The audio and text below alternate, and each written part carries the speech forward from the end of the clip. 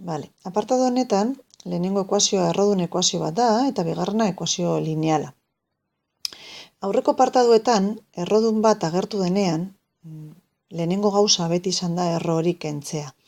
Zelan berreketa bat egiten, ez? Osa, berretuz. Baina, adibide honetan, desberdin jokatuko dugu, ikusteko, azken baten sistema bat hainbeste eratara egin aldugula, ez? Orduan, kasu honetan, egingo duguna izango da, bakandu egingo dugu bi ekuazioetan, eta gero berdinketa metodoa erabiliko dugu, berdinketa. Vale, orduan, lehenengo ekuazioan, bakanduko dugu bai, orduan pasatuko dugu gai guztiak, izan ezik, bai, lehenengo atalera. Orduan daukagu, erro x ken bi, bale? Eta orduan, ipini beharrean, bigarren atalean ipiniko dugu horrela, berdin, bale? Eta bigarren ekuazioan, pasatuko dugu beste aldera, berdin, eta gero daukagu, bi ken 2x gehi 3, bale? Simplifikatuko dugu apurro gehiago bigarren ekuazioa, agurtuko dugu, beto esan da, bai? Erro x ken bi, eta berdin, 5 ken 2x. Vale, orain berdinketa erabiliz, berdintzen dugu lehenengo adierazpena eta bigarren hau. Bai? Orduan izango litzateke. 5 ken 2x berdin erro x ken bi. Vale. Errodun ekuazio bat, orduan errodun ekuazio batean, prozedura jarraitzen badugu, erroa bakandu egin behar da. Orduan, -2 hau pasatuko dugu beste aldera. Orduan daukagu, 5 gehi 2 7 ken 2x berdin erro x ken bi. Hau da, errodun ekuazioa, ez ezagun bakarra, bakanduta dago erroa, bigarren pausua, berretu. Berretu lehenengo atala, berretu bigarren atala. Beraz, lehenengo atalan, kontuz, betikoa, labur bidezko formulak. Labur bidezko formulak. Orduen, hori izango litzateke. A ken B karratu. Beraz, A karratu, 59. Ken bi A B, 28 x. Gehi, B karratu, lau x karratu. Esaztu lau dala. Berdin, bigarren atala, erroa eta karratu, geratzen jaku, binomio, x ken bi.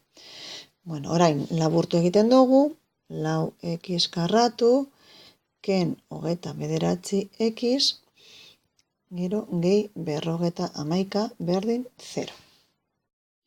Orain, bigarren mailako ekuazio erabiliko dugu, x berdin 29 plus minus, erro 29 karratu minus lau, bider 51, zati bi bider lau, eta honek emoten duzku 29 plus minus 5 zati 8. Beraz, x azpi bat da 14 edo 17 laurden, simplifikatuta, eta x azpi bi 24 edo 3. Hori da, xen balio. Orain, kalkulatzeko erabiliko dugu ekuazio hau, hor ordezkatuko dugu. Orduen, x azpi bat 17 laurden denean, izango da 5 ken bi bider 17 laurden, eta hori izango litzateke 5 ken 17 biren, beraz, minus 7 biren. Beraz, badaukagu hor emaitz bat, x azpi bat 17 laurden, y azpi bat minus 7 biren. Hori da, lehenengo emaitza. Bigarren emaitza, izango litzateke, x azpi bi, 3. Eta orduan ordezkatzen badugu, berdin 5 ken bi bider 3, eta orduan hori da minus bat. Beraz, bigarren emaitza, x azpi bi berdin 3 eta y azpi bi berdin minus bat. Hau eman aldugu be, puntuak bezala, x eta y puntuaren koordenatuak dira. Horrela eman aldugu, lehenengo puntua, eta 3 minus bat bigarren puntua. Bueno, hemen falta jakuna da konprobatzea. Beno, eta orain egiaztatu behar duguz bi emaitzak. Ia hasierako sistema betetzen den. Beti egiaztatzeko ordezkatu behar dugu hasierako sisteman. Bai, beraz, bueno, hauze da lehenengo emaitza x eta y, beraz ordezkatzen badugu 3 ken bi berdin minus bat gehi bi, bueno, izango litzateke lehenengo erroa bat berdin bat, vale? Betetzen da, lehenengo ekuazioa betetzen da.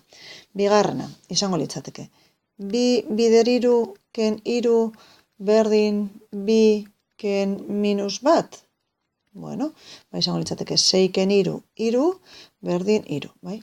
Betetzen da, beraz, lehenengo ekuazioa bai betetzen da, lehenengo emaitza parkatu. Lehenengo emaitza bai betetzen da. Emaitza da.